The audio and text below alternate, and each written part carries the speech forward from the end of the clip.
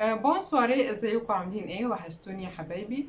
احنا مع بعض في سلسلة سؤال وجواب. معنا سؤال جديد، يلا نشوف السؤال. القصة هنا حد بعت لنا بيقول: انا واختي كل واحدة فينا متجوزة. هما 2 اخوات. هما الاتنين متجوزين. اختي في السعودية وبتنزل كل سنة شهر واحد. انا ساكنة قريب من امي وبابا متوفي. المشكلة جوزي بيرفض اروح لامي اكتر من مرة في الشهر. مرة في الشهر، اوكي.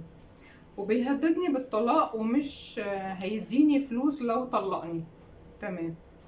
عرضت عليه هروح لها وهرجع قبل ما هو يرجع من الشغل. مش موافق برضه. تمام. انا عايزة اتطلق عشان اراعي ماما. بس معايا 3 عيال وماما مش بيدخل لها غير معاش بابا. مم. طبعا المعاش مش هيقضي كل الناس دي، ماما وانتي و3 عيال مش هيقضي. تمام. السؤال هي بتقول: انا قلبي مش مطوعني اسيب اولادي لابوهم وهو مش بيسمع لحد، وجبت لجوزي شيخ ينصحه. بس مفيش تغيير. حتى بعد ما جبتي له شيخ مفيش تغيير؟ يا نهار ابيض! ده هنجيب له مين طب ينصحه؟ موضوع كده كبر. انا متخرجه من كليه تجاره، ادور على شغل ولا اعمل ايه؟ اوكي. انت الموضوع كبر كده بالنسبه لك، الموضوع صعب يعني. احنا مع الاسف قابلنا مشاكل كتير شبه المشاكل دي، ولكن انت يعني انا يعني اصريت ان انا اقول مشكلتك، مع ان انا قلت ممكن الفتره اللي فاتت مشكله زيها. بس حسيت ان انت عندك تفاصيل وديتيلز يعني ضايقتني وعايزه اتكلم فيها، علشان يا ريت يكون زوجك سمعنا، او يعني يا ريت يكون بيسمعنا، او يعني ربنا يهديه بان احنا نتكلم في حاجه زي كده. يعني اعتبر الست دي زي والدتك. يعني انت ليه بتعمل كده؟ ان انت مخليها تروح لها مرة في الشهر. ليه مرة في الشهر؟ مش فاهمة. يعني هي دي ست كبيرة وما عندهاش حد يسأل عليها، وممكن تكون محتاجة لبنتها. وبعدين بنتها التانية متجوزة ومسافرة، فبتنزل شهر واحد في السنة. مفيش غير البنت دي. طب نمنعها برضو عن أمها؟ هي تروح لها مرة في الشهر بس؟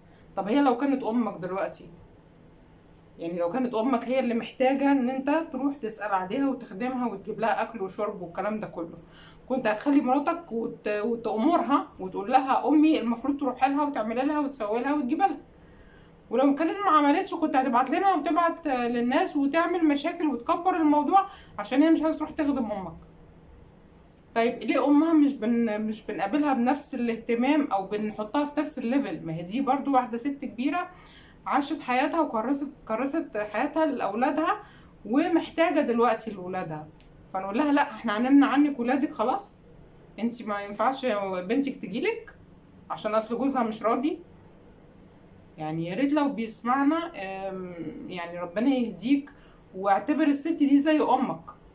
لو انت امك محتاجه حد يخدمها، اكيد كنت هتؤمر زوجتك ان هي تروح يعني تشوف مامتك محتاجة ايه، ان انت تعمل لها اكل او تساعدها في اهتمامها بحاجات شخصية ليها او حاجة زي كده.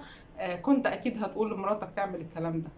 عايزة اساعدك واقول لك حل تاني. لو لا قدر الله يعني هو مش سامعنا دلوقتي، او ان انت حاولي ان انت تقولي له، تكلمين من الناحية دي، تقولي له ان الست دي لو هي امك وانت محتاج ان انا اروح يعني اشوف مامتك اذا كانت محتاجة حاجة او لا، اكيد انت اللي كنت هتأمرني ان انا اروح اشوف مامتك محتاجة ايه. دي من ناحية تانية، لو لا قدر الله هو ما سمعش كلامك برضو وانت كلمتيه بالطريقة دي وهو ما تفهمش، حاولي تشوفي مثلا ممكن يكون حد في العيلة، مثلا بنت خالتك، بنت عمتك، يعني اي حد قرايبك. تمام. يكونوا برضو مثلا بيزوروكوا وانتوا على ود معاهم، حاجة زي كده، ان هي تشيل معاك الفترة دي الى ان يهدي الله الامر. يعني أنا مش عارفة بصراحة اقول لك ايه. لان انت اصلك لو اتطلقتي دلوقتي ومشيتي عشان تروحي انت يعني تشوفي ماما محتاجاكي في ايه وتساعديها وتراعيها والكلام ده كله، مش عارفة ده يعني ده مش هيساعد، بالعكس ممكن يضر على فكرة. لان انت هتسيبي 3 عيال، يا مثلا هتاخديهم معاكي ودول هيبقوا حمل عليكي لان انت مش هتعرفي تصرفي عليهم، ومش عارفه بصراحه اقول لك ان انت معاكي كليه التجاره دي هتلاقي شغل بيها او لا، وهتعرفي تصرفي على نفسك انت الاول او لا، وعشان تقدري تصرفي على مامتك وتصرفي على 3 ولاد يبقى انت ممكن تتطلقي علشان تروحي تساعدي ماما، تبقى انت عبء على ماما. فاحنا كده يبقى ما حلناش حاجه، واحنا كبرنا الموضوع وما ما لقيناهوش حل. فانا عايزاكي تبقي يعني ذكيه اكتر في ان انت تلاقي حل يرضي جميع الاطراف، من غير ما يكبر المواضيع وتتطلقي وتشوفي وتدوري على شغل وانتي بكلية تجارة تشوفي الشغل ايه المناسب. في ناس معاها كليات ومعاها حاجات ومعاها كورسات ومعاها معرفش ايه ومش لاقيه شغل. انا مش بعجزك ومش بقولك ان انت ممكن، لا ممكن تلاقي وممكن ما تلاقيش. فالحاجات اللي هي مش في ايدينا ومش متاكدين منها بلاش نغامر بيها.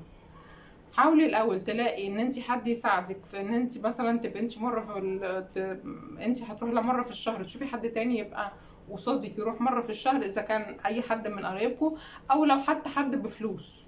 لو تقدري حد ماما مثلا تقدر تطلع من معاشها مبلغ صغير لحد يجي لها مره في الشهر قصاد المره اللي انت بتروحيها دي بفلوس، خلاص يبقى انت على الاقل في حد راح اطمن على ماما. تمام. ولو في حد قريبكم يبقى خير وبركه. تمام. لو ما كانش الى يعني هنحاول بقى نقضي الفتره اللي جايه بالتظبيط ده كده لغايه الى ايه ان يقضي الله امرا كان مفعولا. يعني يهدي لزوجك كده لان هو يحس ان الست دي زي امه ويعملها معامله حسنه احسن من كده شويه، وربنا يهديه يا رب. عايزه برضو اصحابنا وحبايبنا في الكومنتات يقولوا لنا رايهم ايه. واشوفكم في حلقه جديده. اور